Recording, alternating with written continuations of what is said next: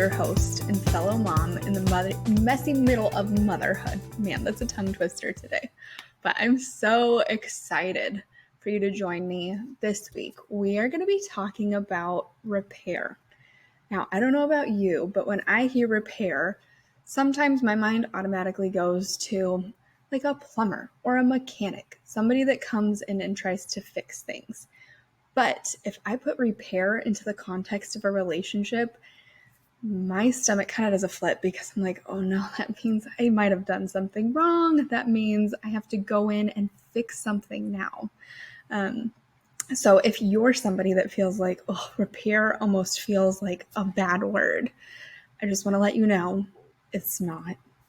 And it's okay to need to repair. It's okay if you mess up, right? We're talking about being rooted and resilient moms. We don't have to be perfect moms. In fact, so we were talking about, I think in last week's episode, is what it means to be a good enough mom, to be a good enough parent. But part of that means that we need to learn how to repair, and we need to learn how to model repair for our teens. So if you've been through a really rough season with your teen lately, going back to school, I'm sure nothing has come up, right? Like this is one of many moments in time where a lot of conflict can start to stir up when maybe you have said things that you're really not proud of, done things that you're not proud of. And instead of going and hiding your head in the sand, this might be the opportunity to lean into that discomfort, to really learn how to repair and how to repair well. I don't want you to be stuck in a place with lots of conflict or silence or that emotional distance that you might be feeling due to rupture or conflict with your teen. I want you to actually be able to see what it looks like to work through repair in order to have a healthier and happier relationship with them. I think about, in fact, some of the conversations even this past week that I've had regarding repair, and how many of the moms that I work with will just tell me almost like a confession where it's like, Abby, I am so embarrassed by this thing that I said, or I'm just embarrassed by the way that I reacted in that moment. And I know that in telling me, right, some of that feels like I need to confess this, I need to make it right, which I am a no shame, no blame person. You know why you're feeling bad. You know why you're wanting to confess this to me. But I think sometimes you also don't quite know how to go and repair it and make things better. And ideally, not be jumping back into that as your template when conflict arises with your kid. So with that being said, I realize like you're going to say the things, you're going to do the things. Our goal, that's part of being a rooted parent that we work towards, is to have less of those moments, but also knowing what to do and how to be resilient and show up in the repair for those moments too. So if you're sitting there thinking, Abby, surely I'm the only one that doesn't know how to do this well with my teen, like you don't understand. I said something pretty rude last week and I don't know how to come back from it. Or what happens if I actually try to repair it and I make things worse because I say something else that I regret? The good news is you are not alone in this. It's just a place where repair is needed and repair is always possible. Now, I know there's some nuance to that depending on the level of rupture that was caused. And so that's something I want you to keep in mind too. But also know that repair is a tool to bring you closer together in relationship again. And so I want you to kind of almost make that a mantra of like, it is never too late to repair. And I want to kind of jump into why that rupture might feel so heavy to begin with. Because let's be honest, it is so painful. It's like really painful when you're in conflict, especially if it's something that you might have caused. It can feel like rejection. It might make you second guess if you've already lost your child, if you've lost that connection, if you said something that was beyond repair.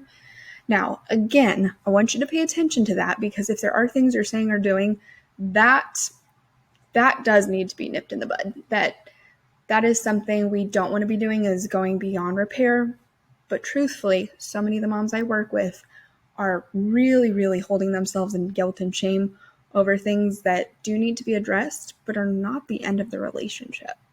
So you might even think, like I was saying, I'm going to make it worse if I try to admit that I'm wrong or that I'm failing and see that, my team's going to see I'm trying to make it right and they're going to just like laugh at me or think that I'm fumbling through my words, or dare I say, like, realize I'm not perfect, which ultimately is what I want. I want them to see the authentic you that's showing up, because that's going to model beautifully for them how they can show up with you and in other relationships in their life. But part of it is being able to challenge any of that messaging that shows up of being a failure, of being rejected, of the hurts that maybe you've had from rupture and attempts at repair or lack of repair with your own parents. So I want you to think of this too as like, I realize it's heavy because of your own experiences, because of your own circumstances. But the truth is that silence doesn't heal. So pretending that it's fine doesn't actually make it fine. And your teen is already going to notice the gap. Like, they notice the tension. They're not dumb. You're not dumb. Both of you might just be tiptoeing around each other, feeling like, I don't know what to say or do. So it might look like the silent treatment, or it might also just genuinely be like, I don't know what to say at this point. I feel awkward. So it's okay. They might notice that tension because they might not have the words for it yet. You might feel like you don't have the words for it yet, but you're both feeling it. And so that's where I want you to be the parent. I want you to be the adult and take that first step in working towards repair. Because if you are sitting there just pretending like everything is fine, because I think that's a big pattern I tend to see, is like, I said something, now I feel dumb and ashamed and I don't know how to go fix it. And so I kind of sit here and spiral in my thoughts until the next blow up happens. And we just never really address things. We just kind of keep going. So when we keep trying to just push through that, and we don't name the rupture, the actual like dysfunction that's happening, our kids learn that hard things aren't safe to talk about. They learn, oh, I'm supposed to just like keep this deep down to myself. And so that's part of where I want you to reflect on maybe some of the things that were modeled for you growing up, and thinking about how you're going to get to model things differently for your teens. Because I don't want your teens to believe that disconnection means rejection. I don't want you to be believing that either. I know that you're carrying your guilt and shame quietly, and I know that that potentially is going to add to even more reactivity the next time something else comes up, because you're already coming from a place where you are feeling defeated. So what would it be like, not to say that it's a clean slate entirely, but to have a healthier template, to start from a fresh place, to know we have a lot of history, we're working towards new things, and I'm trying to do things differently. That time when conflict and rupture comes up, you're not having to go through this whole laundry list of things that you feel bad about. You're getting to address one thing at a time, repair, move on. So instead of just deepening the cycle of shame and rejection and guilt and pain and disconnect, I want you to focus on a cycle that is going to be new and focused on healing and repair. So something I want you to think about as we're shifting this belief is that repair starts with you. Now, I already said it a little bit earlier of like, I want you to be the parent, I want you to be the adult. I understand that is such a hard and annoying place to be in sometimes. As your teen gets older and slowly becomes a young adult and eventually a full-fledged adult on their end, there's going to be more responsibility that they take on. But in those teen years, their job really is to be a teenager. Now, they're going to learn that responsibility of taking ownership for their actions. But sometimes we're sitting here as the adult, as the parent, expecting something from them that they genuinely may not have a grasp of developmentally yet. So I know it's annoying to have to be the bigger person, but you are the parent. So thinking about repair starts with me, shifting into that mindset. And that doesn't mean that you always have to be the first one to jump in and apologize, But it might mean you're the one that has to initiate the conversation, the one that might feel awkward and you're like, oh my gosh, I don't know what to say or do, and I'm just going to cause my kid to be mad and lash out at me. There's a time and place, and there's lots of tools for how to repair. So I want you to hold on to this. It's not too late, but you need to go first because rupture is inevitable. I know it's a statistic that's more applicable to couples, but Dr. John Gottman has talked through in the Gottman method that in couples relationships, I believe it's like 60 to 70% of conflict is always the same. And why I bring that statistic up is because it lends to the fact that rupture and conflict are inevitable. It's a natural and normal part of relationships. Now, I know it doesn't feel good, and the way in which we have conflict, that's where it can veer from the realm of normal into dysfunctional, unhealthy, unsafe. So we want to keep those things in mind, right? That we're not going into detrimental places. But it's okay to accept the fact that there's going to be rupture in relationship. That is a part of being in relationship with your child, if you have a spouse, in your friendships, in any kind of relationship that you have, right? If you've gone through life unscathed from conflict, I would suspect potentially either you are just like queen of the world and you're super good at like letting everything go, which I would love to hear those tips and tricks, or the reality is for most people that we try to avoid and just people please our way through. So I want you to accept it's okay. Rupture is going to happen. Every family experiences it. I hear from moms all the time where you only get to see what's going on inside your house. And so sometimes I think it can be hard to remember, like, yes, every family has stuff going on. Every family is navigating different things. I understand that you might carry a lot of shame and guilt, but don't worry, you are not the only one who is struggling with their child at times. And I also know I've been repeating this the past couple of weeks, but I want to continue to repeat it, which is your teen does not need a perfect mom. They don't need a mom who never messes up. They need a mom who's willing to own her part, name what's been hard for her, and keep showing up consistently, because that is leadership. That is modeling humility, and that is what's going to lead to connection. So with that being said, I want to talk about what repair actually looks like. So let me be clear that repair is not just giving a long lecture. It's not over-explaining yourself. It's not even begging for forgiveness. And kind of breaking down these different pieces, when we talk about a long lecture and over-explaining, I see this a lot where I'm not saying it's okay for your teen, right? Like they need to work on how they're showing up. But a lot of times the moms I work with, they are trying to get through to their teen. They're trying to talk to them. And then when they start to feel like their teen isn't receptive, they start to explain more or talk more. And more and more and more and more doesn't lead to actual connection. If anything, it might actually lead to you getting more frustrated because you're not getting anything from them. And then that's where reactivity starts to show up. And you might say something that you're not very proud of. And so thinking about sometimes take a step back, say what you need to say. Don't jump into automatically apologizing if you don't need to, but thinking about like, how can we simplify? The main goal is we're trying to repair. And some of that your teen does need to hear, but also it doesn't have to be the whole laundry list. So think of it as kind of this formula of repair is honesty plus presence plus small steps that rebuild trust. A couple things to keep in mind as you're going through and practicing repair. It could be like, hey, I know last week was rough. I don't want to pretend that it didn't happen. Can we talk about this? Or, hey, I care about our connection even when we don't get it right. Or even, I can see that I hurt you with how I handled that. I want to try again. And I love these different examples because I think it really does kind of fit for each situation. And I don't want this to be like a script that you're like, shoot, I didn't write that down.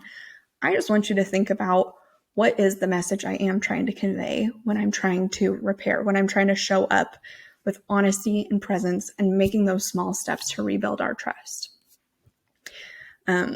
Notice that none of these examples erased what happened.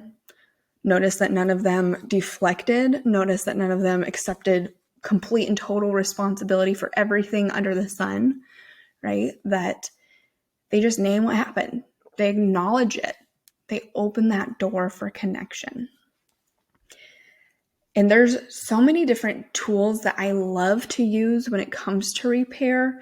And that's where I think sometimes people will jump automatically into like what's called their apology style, and how they might try to handle things. Or if you're somebody that grew up with like apology as weakness, then you're like, apologizing is not going to be happening on my end. But apology is just one example of different tools that can be used as a way to repair. And that's, again, going back to my example of like a plumber or an electrician, is like they have tools that they use to repair what feels broken so that they can fix it and things can keep going.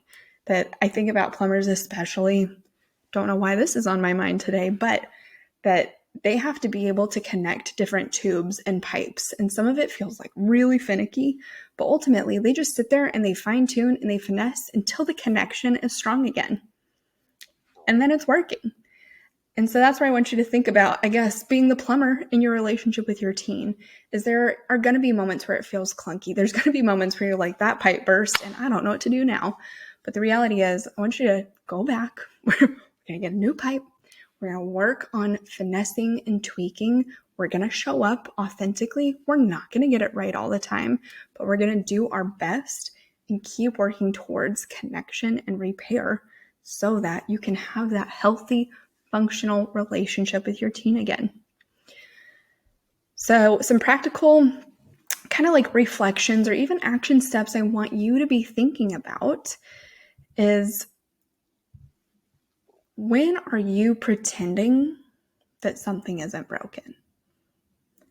And even more than that, why are you pretending that something isn't broken? What comes up for you when you realize, I played a role in this, or this is not going the way that I thought it would, and that's really disappointing for me. That feels embarrassing if anybody knew how my relationship with my teen really was, right? Like, fill in the blank. I also want you to think about, what are these different areas of rupture that are happening? Because it might not always be that blow up in the kitchen. It might be the silent treatment that lasted more days than you'd be excited to admit. It might be something that you said in the heat of the moment, not yelling, but it landed pretty hard. So I want you to think about, what is one small thing. It could be a big thing, but just even starting small, I find, is a great way to get your practice in so that you can start to feel more confident in what you're doing and working up towards the bigger things. I want you to pick that one small thing and take a small step of repair. Maybe it's owning up to that harsh word. Maybe it's reopening a conversation that you had been avoiding. Maybe it's initiating time together with no agenda. I think that's the other part too, is especially when you're in the thick of teenage years and it feels like everything is just constantly butting heads in conflict and rupture. The only time you have to connect with your teen is when you two are mad at each other, or when you are yelling at each other, or when things are just not smooth. And I know that things do need to be addressed, but I also want to give you permission. Sometimes it's okay to connect and say, we're going to get to this stuff. I just want to spend time with my child right now, getting to know you, getting to know the person you're becoming. And I do find, honestly, that in those moments, you start to have more understanding for maybe why your teen has been doing some of the things that they've been doing, and vice versa. Your teen gets to start to see you more as a human being who is also flawed and messy and going to make mistakes. But as a result, they might have more understanding and empathy from some of the places you're coming from too. So I realize there are moments where like that repair needs to happen before time together can. But I also want to encourage you that you don't have to be constantly in a state of repair and like having the hard conversations. Sometimes it's okay to take a break and focus on quality time together without having to go and fix, without having to go and argue or talk, to just be together. You will get to the other parts of the repair eventually. And as best you can, don't overcomplicate it. Repair is about steady presence, not perfect words. And I can't even tell you how many families I have worked with, how many moms and their teens that I have seen where this shows up, where the part that actually stands out most on both ends, when a teen needs to make an apology or when a parent needs to make an apology, it's not all the buildup, it's not all the explanation, it's not all the fluff. It's really, when it comes down to it, the simplicity of the apology or the repair attempt that actually gets through. And so I don't want you to undermine that. Yes, some of the things that need to be said will be said, but ultimately what you need is just simple repair, and that is enough. So I'll pause there for a moment. Just let that land for you, because I know a lot of my clients just want to go and fix everything. And sometimes you don't need to be in fix-it mode. You just need to say what's on your heart and mind from a genuine place of connection and let it be. And trust me, I know I feel like I'm making repair sound so easy breezy. When you're in the heat of the moment, it's like, Abby, this is so incredibly hard, which I do. I understand that. And that's where I do offer in my coaching. There's a lot of different things that we practice and we talk through, so that it's not just like a manual, another book, something you have to remember automatically to go and implement. It's really about practicing in the moments where arguments aren't happening. It's practicing in kind of like the stillness. It's practicing with me. It's practicing with others in your life. That for me, that's really important. Is I don't want you to feel like, man, I have to read another book and remember what page that was on in order to go and make repair with my teen. And so if that's something that's interesting to you, definitely reach out to me. You can always send me the word, I think, rooted. It's typically the one I'm looking out for. No, excuse me. Repair for this episode. You can always message me repair on Instagram and let me know if you want to go deeper in coaching with me. So remember this: repair doesn't erase rupture, but it does rebuild trust over time. And it's not too late. Your teen isn't too far gone, and you're not failing for needing repair. You are modeling resilience. And I do understand, again, there's nuance with that, but I want to continually encourage you to show up as messy as it feels, because that ultimately is what it means to be rooted in resilience. So if this episode is encouraging to you at all, would you share it with a mom friend who might need this too? We're not meant to do this alone. So I appreciate you being here with me, and I'll see you next week. But I want you to hold on to a lot of the different things I said today. But ultimately, remember, you don't need to be perfect. You just need to be rooted. Look forward to seeing you soon.